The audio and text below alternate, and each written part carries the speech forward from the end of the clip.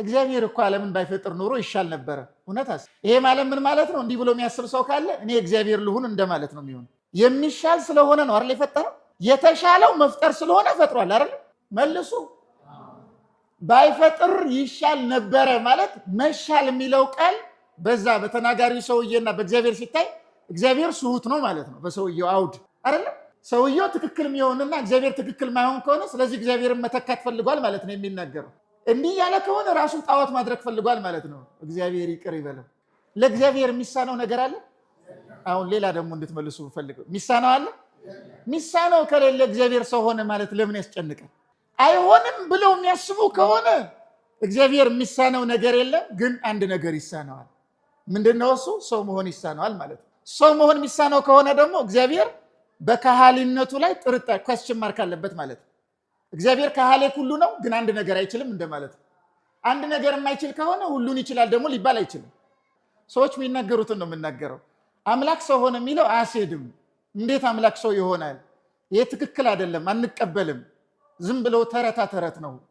አምላክ ሰው ሆኖ ተርቦ ተጠምቶ እንደዚህ ተወስኖ ተገርፎ ተሰቅሎ ሞቶ እንደዚህ አይነት አምላክ አለ ወይ?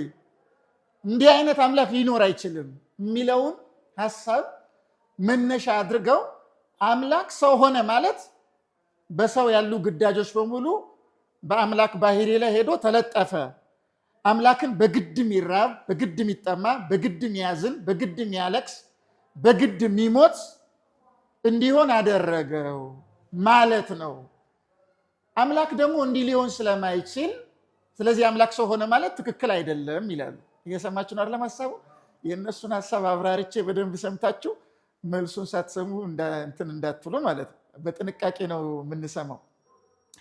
አምላክ ሰው ሆነ ማለት ሰው ጋር ያለው ድክመት፣ ሰው ጋር ያለው ማንኛውም ነገር አምላክ ባህሪ ላይ ተለጠፈ ማለት ነው ወይ? እንደዚህ ያስብላል ወይ የሚለውን ነው አሁን ትንሽ ለማሳየት ሞክረው ማለት ነው። ቃል ስጋ በመሆኑ ምክንያት ቀድሞ ከነበረው ማንነት ባለፈ ስናገር ደጋግሜ ሳስረዳ እንደመጣሁት ቃል ስጋ ከመሆኑ በፊት ከነበረው ማንነት ስጋ በሆነ ጊዜ ያለው ማንነት ለውጥ አለው የለው? ስጋ ከመሆኑ በፊት የነበረው ላይ ስጋ ከሆነ በኋላ ለውጥ የለው? በቃል ለውጥ የለም አለ ለውጥ አለ የለም? የተማርነውን እስከዛሬውን ልትረሱ ነው ማለት ነው። አለ የለም? አለ የለም አይደለም? ያው የፈራችሁም ቢሆን የለም ብላችኋል። ተቀብዬላችኋለሁ፣ ችግር የለውም። ስጋስ ቅድመ ተዋህዶ አልነበረም ብያችኋለሁ። ስጋ የመጣው መቼ ነው ያልኩት? በፅንስ ጊዜ አይደለም? ቃል ከስጋ ጋር በሚዋሃድበት ቅጽበት ነው የስጋ አካል በቃል አካል ህልው የሚሆነው ኢንዲቪዥዌትድ ሆኖ የሚገኘው ማለት ነው። ስለዚህ ቅድመ ተዋህዶ አካል ተለይቶለት ስጋ አልነበረም፣ ቃል ግን ነበረ። ያ የነበረው ቃል ቅድመ ተዋህዶን ፈጣሪ ነው፣ ጊዜ ተዋህዶን ፈጣሪ ነው። ስጋን በመዋሃዱ ምክንያት ቃል ቀድሞ ከነበረው ኃይል፣ ማንነት፣ ክብር ምንም የጎደለበት ነገር የለም። ይሄ ተዋህዶ በተአቅቦ ስለሆነ ብያለሁ። ልብ በሉ። አሁን ሰዎች እንደሚሉት ቃል ከስጋ ጋር በሚዋሃድበት ቅጽበት በስጋ ያለ ቆሻሻም ሊሆን ይችላል። አሁን ይሄ አነጋገሩ በጣም ጸያፍ ነው። አምላክ ሰው ሆነ ማለት አምላክን ማዋረድ ነው፣ በሰውነት ልክ ማድረግ ነው ብለው ነው እነሱ የሚያስቡት። ይህ ግን ሀሳባቸው ልክ አይደለም። አምላክ ሰው የሆነው ሰውና አምላክ ተደባልቀው አይደለም። ተዋህዶ በቱሳሄ አይደለም። ባለፈ ነግሬያቸዋለሁ። ቱሳሄ ቢሆን አንዱ አንዱን ይስባል። አንዱ አንዱን ይስባል ማለት ምን ማለት ነው? ባለፈ ምሳሌ ስናነሳ ወተትና ቡና ቢኖር ቅድመ ተዋህዶ ወተቱ የራሱ ባህሪ ያለው መለያ ያለው ከለር አለው። ቡናውም የራሱ ባህሪ ያለው መለያ ያለው ከለር አለው። ሁለቱ በሚቀላቀሉበት ቅጽበት ግን ቡናው ጥቁረቱን ያጣል፣ ወተቱ ደግሞ የቀደመ ንጣቱን ያጣል። ስለዚህ አንዱ አንዱን ይስበውና ማኪያቶ የሚባል ነገር ይፈጠራል ማለት ነው። እንደ ወተት ንጥት ያላለ እንደ ቡና ጥቁር ያላለ የሁለቱ ቅልቅል ውጤት የሆነ ነው ያ። ስለዚህ ወተቱ ቡናውን ምን አድርጎታል? አቅልቶታል። ቡናው ደግሞ ወተቱን ምን አድርጎታል? መልሱ እንጂ ምን አድርጎታል? አጥቁሮታል። የተገኘው ያ ማንነት ግን ወተት አይባልም፣ ቡናም አይባልም። ቡናም አይባልም። ሁለቱም የቀደመ ማንነታቸውን አተው ልብ በሉ አተው ወተቱ ወተትነቱ ሙሉ በሙሉ ባይጠፋም ማለት ነው። የቀደመ የወተትነት ባህሪው ግን ጠፋ ብሎ የቡናውም የቀደመ የቡናነት ጠባዩ ጠፋ ብሎ በመቃየጥ የተገኘ ስለሆነ በዚህ መንገድ ቢሆን ኖሮ ተዋህዶ ቃል ከስጋ ጋር ሲዋሃድ የስጋ ላይ ያለ ድክመት በቃል ላይ ተጭኗል ብንል ያስሄዳል። ተዋህዶ ግን በቱሳኤ አይደለም። ይህን ዘግተን የመጣ ነው። ቃልና ስጋ ሲዋሃዱ አንዱ አንዱን አያጠፋም፣ በመጠባበቅ ነው። ፕሬዘርቬሽን የሚባል ነገር አለ። ለዚህ ምሳሌ ስናቀርብ በተደጋጋሚ የነበረው ምንድን ነው? ነፍሳችን አለች፣ ስጋችን አለች። እንዲህ ስል ነፍስን ሊይዛት አልመሰላችሁ? ነፍስ አለ፣ ስጋ አለ። ለማስረዳት ነው። ነፍሳችን ከስጋችን ጋር ተዋህዶ እኔ አሁን ዮሐንስ ስሆን ማለት ነው። ዮሐንስ ስሆን ብቻ ስጋ አይደለሁም፣ ብቻ ነፍስ አይደለሁም። ነፍሴ ረቂቅ ናት፣ ስጋዬ ግዙፍ ነው። ረቂቋን ነፍስ ግን ስጋዬ አይጎዳትም። ለምሳሌ አሁን እኔን እናንተ ብትመቱኝ ነፍሴ በስጋ ትመታለች እንጂ ራሷ ነፍስ አትመታም። እየሰማችሁ ነው አይደለም? ስለዚህ ነፍስ የምትመታ ወደ መሆን አትመጣም። በስጋ ግን ትመታለች፣ ስጋን ገንዘብ ስላደረገች ማለት ነው። በስጋ ተመታ፣ በስጋ እንደዚህ ነፍስ በስጋ ነው ይሄ የምታደርገው። ስሞትን ነፍስ አትሞትም። ይሄ የስጋ አይነት ሞት ማለት ነው እንጂ የነፍስ ሞቷ ከእግዚአብሔር መለየቷ ነው። ስጋ ግን ሞተ ሲባል ወደ መቃብር ይገባል፣ ይበሰብሳል፣ ይፈርሳል፣ ይቀራል ማለት ነው። እንደዚህ ወደ መሆን ነው የሚሄደው። ስለዚህ ነፍሴ ከስጋዬ ጋር በመዋሃዱ ምክንያት ስጋ ላይ ያለ ቆሻሻ ነፍሴ ላይ ሊያርፍ አይችልም። በስጋ ርስት ስጋ ጋር ያለን ነገር ልንናገር እንችላለን እንጂ ቀጥታ መተን ነፍስ ይመታል፣ ነፍስ ይጨበጣል፣ ነፍስ እንዲህ ይሆናል አንልም ማለት ነው። ስጋ ግን ይጨበጣል፣ ስጋ ይወሰናል፣ ግዙፍ ነው፣ በዚህ ማለፍ አይችልም ምናምን ብለን እንናገራለን። እያደመጣችሁ ነው የምንነገር? አዎ፣ ይህንን ነገር እንድትይዙ ይሄ ምሳሌውን ለማስረዳት ያቀረብኩት ነገር ነው። እንግዲህ የቤተክርስቲያን ሊቃውንት ብዙ ነገር ነው የሚያነሱት። አሁን ሌሎች ምሳሌዎችን ከማንሳቴ አስቀድሜ ጥያቄውን ትንሽ በሌላ መንገድም ብንፈትሸው ጥሩ መስሎ ታይቶኛል። ለምንድን ነው የታየኝ? እነሱ አምላክ ሰው ሆነ ማለት አምላክን ማቅለል ነው፣ እንዴት በሰው ይገለጣል የሚል ኢንቴንሽን ያላቸው። ለመሆኑ ሰው የከበረ ነው አይደለም? እናንተ እንድትመልሱ ነው አይደለም? አምላክ የማይገለጥ ከሆነ ሊታወቅ ይችላል?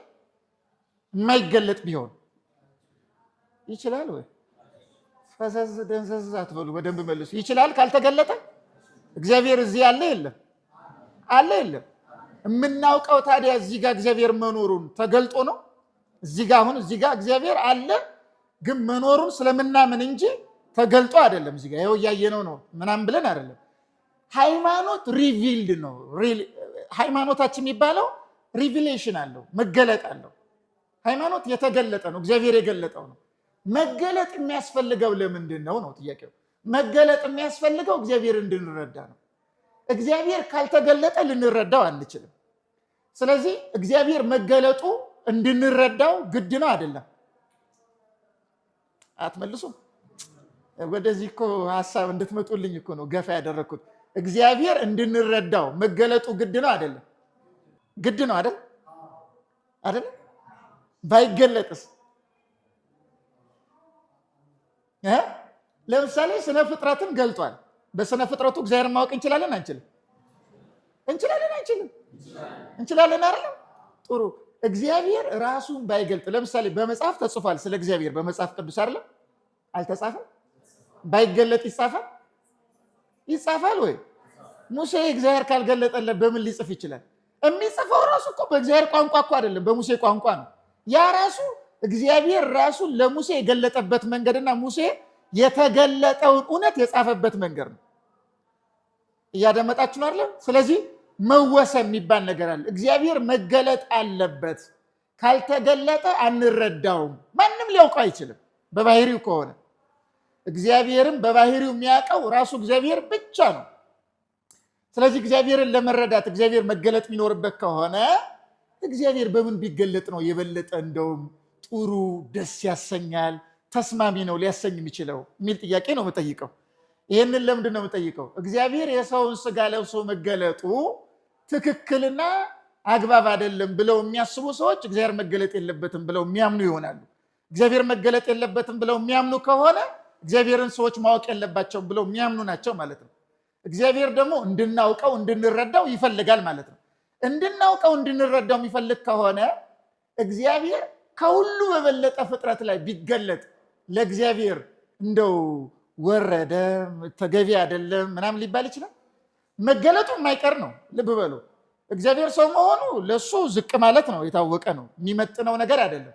አምላክ ሰው ሆነ ማለት ትትና ነው። ይሄ እያደመጣችሁ ነው አይደለም? መልሱ። ትትና ነው አይደለም?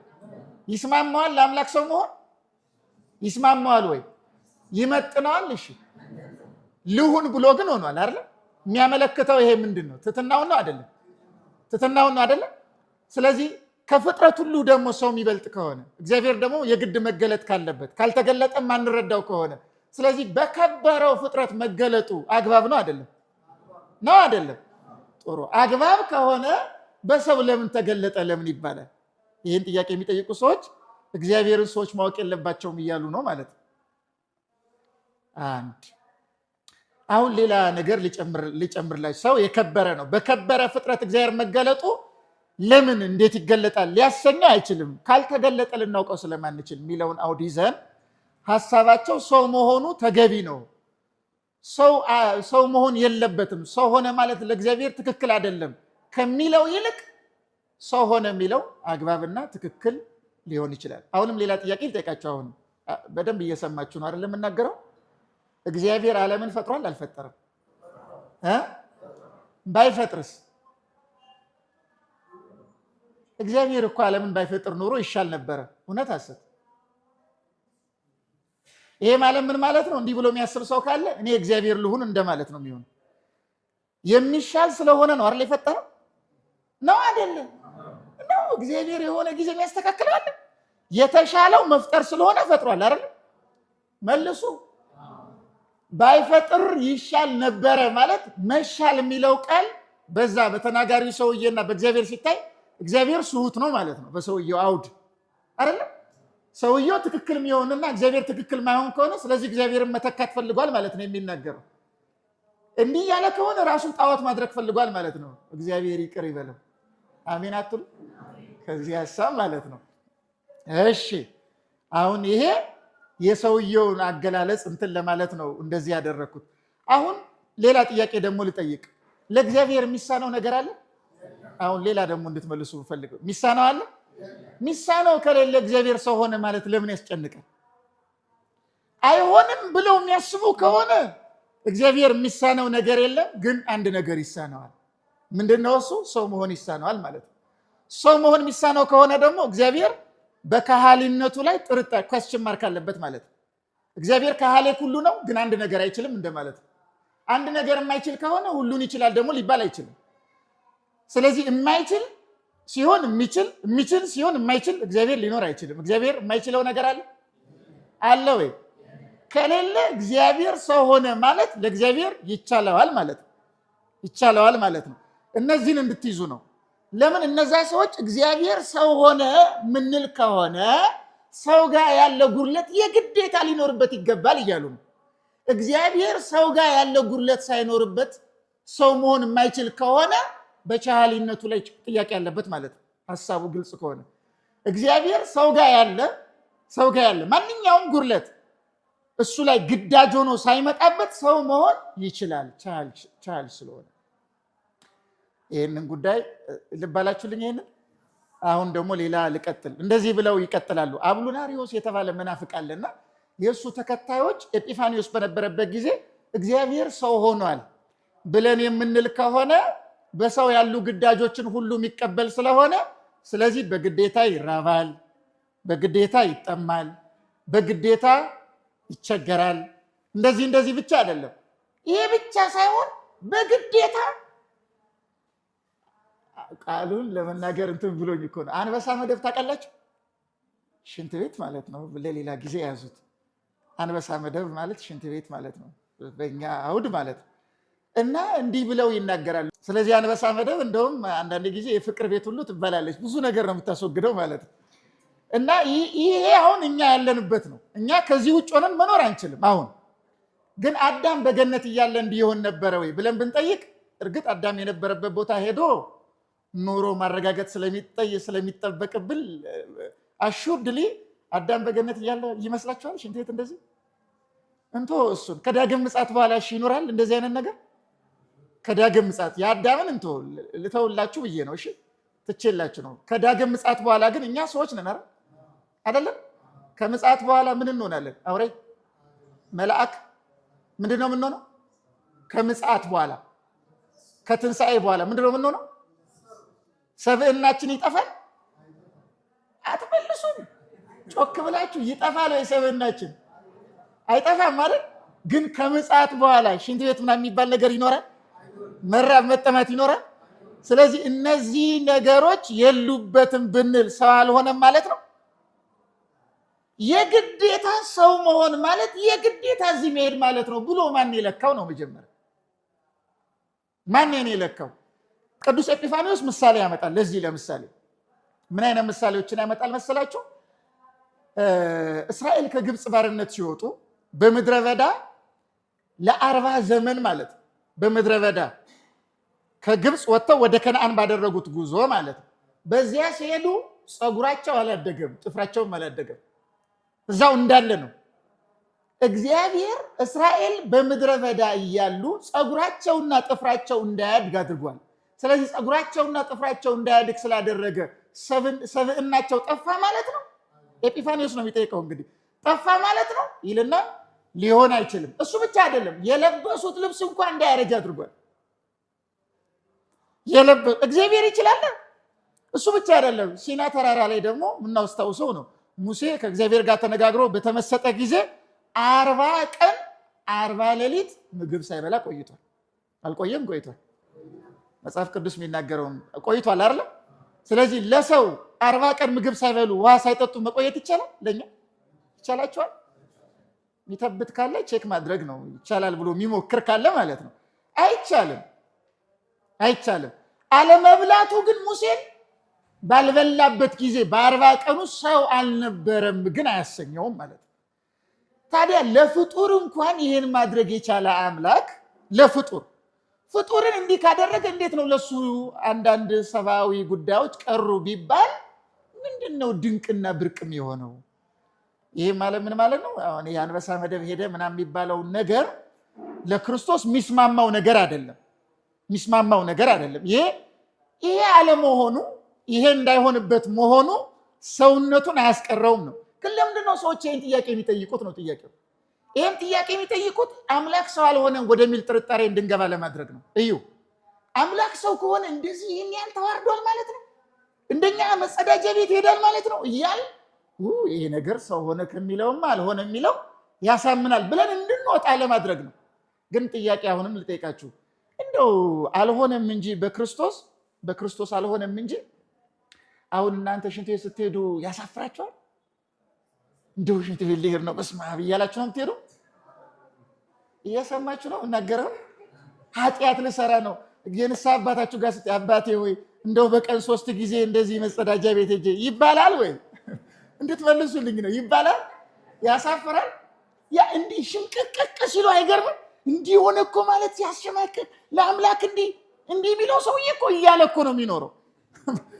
ከማለት ውጭ ሆኖ መኖር ሳይችል ያውም እኮ እንደውም በደስታ ነው የሚሄደው። ሽንት ቤት ስናይ በደስታ የሚሄድ ሰው ሊሆን ይችላል ሁሉ እኮ። ይገርማል እኮ ሰው ለስህተት ሲሆን እንዴት አድርጎ ሀሳቦች እንደሚያጣምም እንድትረዱ ነው የምናገረው። አምላክ ሰው ሆነ የሚለው አያሳምን የሚለውን ለማቅረብ ማለት ነው። እግዚአብሔር ልቡናቸውን ንጹህ ያድርግልን። ስለዚህ እነዚህ አስተሳሰቦች በጣም የተሳሳቱ አስተሳሰቦች እንደሆኑ እንድንረዳ ነው እና ናቹራል የሆኑ ኮንዲሽኖች፣ ተፈጥሯዊ የሆኑ ኮንዲሽኖች፣ መራብ፣ መጠማት፣ እንደዚህ አይነት ነገሮች በራሳቸው ኃጢአት አይደሉም፣ በራሳቸው ኃጢአቶች አይደሉም። ስለዚህ እነዚህ ነገሮች ተራበ፣ ተጠማ መባሉን ማዕከል አድርገው ክርስቶስ ቃል ወይም አምላክ ሰው ሆኗል የሚለው ትክክል ሊሆን አይችልም የሚለውን ሀሳብ ማቅረባቸው ተቀባይነት የለውም የሚለውን ለማስረዳት ነው እንግዲህ እዚህ ላይ ኮንሰንትሬሽን የሰጠሁት ማለት ነው። ምሳሌ መመሰል ይቻላል። ብዙ ምሳሌ ቅዱስ አትናቴዎስ ኦን ዘ ኢንካርኔሽን በሚለው መጽሐፍ ላይ በጣም በተደጋጋሚ ጊዜ ነው ለዚህ ምሳሌ የሚያነሳው። ከሚያነሳቸው ምሳሌዎች ውስጥ አንዱ ፀሐይ ረቂቅ ናት ይላል። ፀሐይን ከማንሳቴ በፊት እዚሁ የሚያበራ ስላለ እዚሁ ብርሃን አየን ማለት ነው። ይሄ ቤት ቆሻሻ አለ የለውም? እስቲ መጀመሪያ ይሄ ቤት አለ የለው? እንደፈለገ እኮ ቢጠራው ቆሻሻ ይኖረዋል አይደል? ግድግዳው ሊሆን ይችላል ምናምን። አሁን ይሄ እዚህ የሚያበራው አምፖል እንበለውና ከዚህ የሚወጣው ላይት ቆሻሻው ላይ ይደርሳል አይደርስም? አትመልሱም? በደንብ እንድትመልሱ እኮ ይደርሳል አይደርስም? ሲደርስ በደረሰበት ጊዜ ብርሃኑ ይቆሻል? ይቆሻል ወይ አይቆሽም? አይደለም? ጥሩ እንድትይዙ ፈልገው ቃል ስጋ በሆነ ጊዜ ቆሻሻ ነገርን ገንዘብ አደረገ የሚለው ሀሳብ ትክክል እንዳልሆነ ምሳሌ አድርገው የሚያቀርቡት ነው። በነገራችን ላይ ትክክል እንዳልሆነ አንድ ይሄ። ሁለተኛ ቅዱስ አትናቴዎስም ሌሎቹም ሊቃውንት የሚናገሩት ፀሐይ በምትወጣበት ጊዜ ቆሻሻውንም ጤናማውንም ማንኛውም ነገር ጋር ትደርሳለች። የትኛውም ነገር ጋር ትነካለች፣ ከየትኛውም አካል ጋር ትገናኛለች ማለት ነው። እንዲያ በመሆኗ ምክንያት የነካችው ነገር በሙሉ ፀሐይን ወደ ማቆሸሽና የፀሐይን ብርሃን ወደ መለወጥ ይሄዳሉ ወይ? አይሄዱም። እንዲህ የሚሆን ከሆነ ስለዚህ ቃልም ስጋ በመሆኑ ምክንያት በስጋ ያሉ ችግሮች ቃል ላይ ተለጥፈዋል ማለት አንችልም። ይሄ ምሳሌ ነው በነገራችን ላይ አንድ። ግን ሁለተኛ ሌላው ምን መሰላችሁ? እመቤታችን ቆሻሻ ናት ወይ ነው ሌላው ደግሞ ጥያቄ። ለምሳሌ ሰው ኃጢአት ይሰራል አይደል? አትሰሩ? ጀስቲፋይ ያደረጋችሁ ሂዱ። አትሰሩ? እንሰራለን አንሰራ? እመቤታችን ኃጢአት ሰርታለች? አንዳንድ ሊቃውንት ኃጢአት የሚመስል አገላለጽ ሊገልጹ ይችላሉ። ምናልባት የሚሰሙ ሰዎች በቤተ ክርስቲያን ደረጃ ግን ግሪኮችም ይሁኑ ህንዶች፣ ሶሪያዎችም ይሁኑ አርመኖች፣ ኢስተርን ኦርቶዶክሶችም ይሁኑ ኦሪየንታል ቸርች፣ የትኛውም ጉባኤያዊት ቤተክርስቲያን እመቤታችን ኃጢአት አለባት ብሎ የሚያምን የለም። የሐልዮም የነቢብም የገቢርም ኃጢአት የለባት። ንጹህ መቅደስ ናት እመቤታችን። ለምንድን ነው ንጹህ የሆነችው? ቃል የሚዋሃደው ስጋ ንጹህ ስጋ ስለሆነ። ለዚህ ነው በመጽሐፍ ዕብራውያን መልእክት ምዕራፍ 9 ላይ በሰው እጅ ወዳልተተከለች መቅደስ ገባ ይላል። እየሰማችሁ ነው? ተናገሩ እስቲ። በምን በሰው እጅ በሉ እስቲ። ወዳልተተከለች መቅደስ ገባ። ይሄ መቅደስ በእኛ ትርጓሜ መስቀልና እመቤታችን የሚመለከት ነው። እንድሪያስ የተባለ ሊቅ ደግሞ ምን ይላል? በሰው እጅ ያልተተከለች መቅደስ የተባለችው እመቤታችን ናት ይላል። በሰው እጅ የሰው ማንኛውም አይነት ቆሻሻ ያልነካት። ቅዱስ ኤፍሬም ሶርያዊ እመቤታችንና ክርስቶስን ሂመን ኦፍ ቸርች በሚለው መጽሐፍ ላይ ምን ይላል? አንተም ጻዕዳን ምንም ነውር ምንም ነቀፋ የለብህም ይላል። እናትህም ጻዕዳ ናት፣ ምንም ነውር ምንም ነቀፋ የለባትም፣ ስትሬን የለባትም፣ ምንም ጠባሳ የለባትም፣ ንጹህ ናት እመቤታችን። አንዳንድ ሊቃውንት የሚናገሩት ምሳሌ ልንገራችሁ። ለምሳሌ ከሰልና እሳት ቢዋሃድ የከሰል ምን አይነት ከለር ነው ያለው? ከሰል እሳትስ ቀላ ይላል አይደለም? ሁለቱም ብናዋህድ እሳቱ የከሰሉን ጥቁረት ገንዘብ ያደርጋል? ጥቁርነቱን ወይም በደንብ አድምጡ እንዳታበላሹ ማለት ነው። እሳት ከከሰል ጋር በሚዋሃድበት ጊዜ እሳቱ ጥቁር ይሆናል? መልሱ ይሆናል? ለምን? እሳት በባህሪው ምን ስለሆነ? ቀይ ስለሆነ ቀላ ስለሚል ማለት ነው አይደል? ስለዚህ ጥቁር ሊሆን አይችልም። ከሰሉ የእሳቱን ሙቀት ገንዘብ ያደርጋል፣ ጥቁረቱን ግን አይሰጡም። እሳቱን ጥቁር አያደርገውም ማለት ነው። በሌላ አነጋገር ገብቷችሁ ከሆነ አገላለጽ ይህም ምሳሌ አድርገው የሚያቀርቡት ነው የቤተክርስቲያን ሊቃውንት ማለት ነው። አሁን ሌላ መጨመር ይቻላል። በጣም ቅድም ብርሃን ብያለው፣ ከዚያ የፀሐይ ብርሃን ብለናል። ግን ሌላ ለምሳሌ በእኔ ጭንቅላት ምለው እንግዲህ ልብ የሚለው ልባዊ ከነፍስ ነው እውቀት የሚመነጨው ብለናል አይደል? ባለፈው ከነፍስ ነው። ነፍስ ምንድናት ነው ያልነው? ለባዊት፣ ነባቢትና ሕያዊት አይደለ? ከለባዊነቷ ምን ይመነጫል? ምን ይወጣል? ንባብ ይወጣል። ንባብ ማለት ንባብ ነባቢት ናት ማለት እኮ ከለባዊነቷ ነው ንባብ የሚወጣው። ግን ለባዊነቷ ቀድሞ አሁን ይሄ ሌላ ምስጢረ ሥላሴ ጋር እንዳትወስዱ። መጀመሪያ ለባዊነት ኖሮ ከዛ ነባቢነት የሚገኝ አይደለም።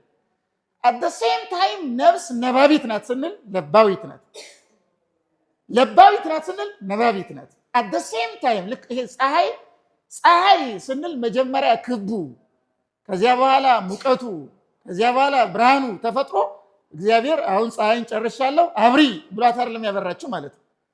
ልክ ይሄ ባለፈ ነግሬያቸዋለሁ። እኛን ሲፈጥር እግዚአብሔር በቅደም ተከተል አይደለም እንደ አንድ አናጺ መጀመሪያ እግሬን ቆይ አሁን እግሩ አካባቢ ደርሻለሁ ምን ላይ ደረስክ አናጺ ሲባል እግሩ አካባቢ ፊኒሺንግ ላይ ነኝ እንደሚለው እግዚአብሔር እንደዛ አይደለም ማለት ነው። በአንድ ጊዜ ሰብዕና ነው የፈጠረ። ፀሐይ ስትፈጠርም እንደዚያ ነው የተፈጠረ። አት ሴም ታይም ፀሐይ ክበቧ፣ ሙቀቷ፣ ብርሃኗም ነበሩ። ይሄን እያደመጣችሁ ነው አይደል የምናገረው? ስለዚህ ልብ ነፍስም አት ሴም ታይም ነባቢት፣ ህያዊት፣ ለባዊት ናት። መቀዳደም የለውም። ከለባዊነቷ ግን ንባብ ይወጣል፣ ቃል ይወጣል። ምን ማለት ነው? ሀሳብ ሳይኖር አሁን ለባዊ ማለት ማሰብ ማለት ነው። ልብ የሚለው እኔ ደም የሚረጨው ምን እንደያሰባችሁ ችግር እንዳፈጥሩ። ልቡና የሚባለው ሀሳብ የሚለውን ነው ብለን እናስብ። እየሰማችሁ ነው አይደለም? ሀሳብ የሚመነጭ ለምሳሌ አንድ ሀሳብ ያለ ቃል ሀሳብ ሊሆን ይችላል። እስኪ ቃል ያለ ቃል ሀሳብ የሚሆን ነገር ንገሩኝ እስኪ። በላ ቃል ነው አይደለም? ሳይታሰብ በላ የሚለው ቃል ይወጣል? ሄደ ቃል ነው አይደለም? ሳይታሰብ ሄደ የሚለው ቃል ይወጣል? እንደዛ ማለት ነው። ስለዚህ ይሄ ምሳሌ በጣም እንድትረዱ ስለምፈልግ ነው ማለት ነው። አሁን እዩ፣ ከእኔ በቃል መልክ የሆነ ሀሳብ ወጣ። የወጣውን ሀሳብ በወረቀት ተጻፈ። በወረቀት በሚጻፍበት ጊዜ ግን ከኔ አይጎልም። ይጠፋል እንዴ? በወረቀት ምጽፈው ቃል በወረቀት ጽፈው ከኔ ይጠፋል? አትመልሱ። አይጠፋም አይደለም? ግን በግዙፍ ወረቀቱ ረቂቅ ነው ግዙፍ ነው? ረቂቅ ወረቀት የምታውቁ ካላችሁ ያው እንወያያለን። ገዘፍ ይላል አይደል? በዚያ ረቂቁ ሀሳቤ ሲጻፍ በግዙፉ ወረቀት በመጻፉ ምክንያት ግዙፉ ወረቀት ረቂቁ ሀሳቤ ላይ መጥቶ ሀሳቤን ግዙፍ ወደ ማድረግ ሄደ። ራሱ እዚሁ ያለውን ይሄዳል። ልክ እንደዚህ ማለት ነው። ልክ እንደዚህ ወረቀቱ ሀሳቡ ላይ ተጽዕኖ እንደማይፈጥርበት፣ ሀሳቡን ሌላ ችግር እንደማይፈጥርበት፣ ወረቀት የተቀላቀለው ሀሳብ እንደማይባለው ልክ እንደዚህ ቃል ከስጋ ጋር በሚዋሃድበት ጊዜ ስጋ ላይ ያሉ እንደዚህ አይነት ጉድለቶች ወደ እሱ አልመጡም። ምንድን ነው ታዲያ የምንለው? ቃልነቱን ሳያጣ ስጋም ስጋነቱን ሳያጣ አንዱ የአንዱን ገንዘብ አደረገ። አንዱ የአንዱን ገንዘብ ባደረገ ጊዜ ሁለቱም ውላጤ ያልገጠማቸው። ስለዚህ ቃል ከቀደመ ማንነቱ አልተለወጠም፣ ስጋም ከቀደመ ማንነቱ አልተለወጠም። በተዋህዶ ግን አንዱ የአንዱን ገንዘብ አደረገ። እንዲህ ብለን ነው የምናምነው። ከዚህ ውጭ ግን ቃል በስጋ ምክንያት ወደ ስጋ ግዳጅ የሚገባ ከሆነ ስጋን ከመዋሃዱ በፊት ግዳጅ አልነበረበትም አይደለም? ስጋን በመዋሃዱ ምክንያት ወደ ግዳጅ ገብቷል። ስለዚህ ከቀደመ ማንነቱ ተለውጧል አልተለወጠም? እንዲህ የሚሆን ከሆነ ተለውጧል አልተለወጠም? ስለዚህ ግዳጅ የሚኖርበት ከሆነ ፈጣሪ ሊሆንም አይችልም፣ አምላክነቱን አጥቷል ማለት ነው። ስለዚህ አምላክ ሰው የሆነው ለምንድን ነው? እኛን ለማዳን ነው እንጂ ከማንነቱ ለመለወጥ አይደለም። ገብቷችኋል አነጋገሬ? ስላልተለወጠ ሊለወጥም ስለማይችል እንዲህ ብለን ልንናገርለት አንችልም የሚለውን ለማስረዳት ነው። ግልጽ ነው ይሄ ሀሳብ?